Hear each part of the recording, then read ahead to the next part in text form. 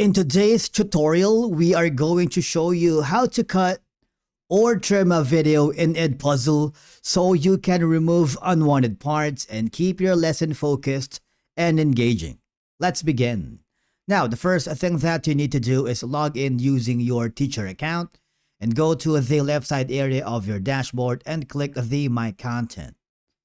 Now here, select the video you want to edit. For example, in my case, I am choosing this specific video.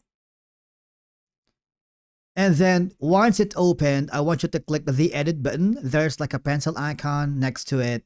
And then you will be forwarded to the editor. Here, the cut tool has like a yellow underline thing. And if you want to cut it, it's super simple. All right. Drag the start handle here at the left side panel where you want the video to begin. For example, maybe around here. And of course, you can drag the end handle to where you want the video to stop. It's super simple, right? Now, all I have to do is there should be an option for you to play the trimmed video right here. So it's super simple.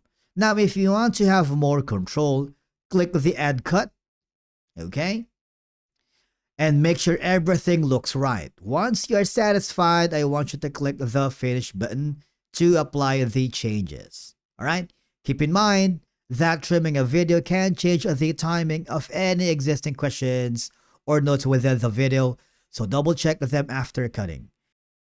And basically, that's it for today's video on how to trim or cut a video in Edpuzzle.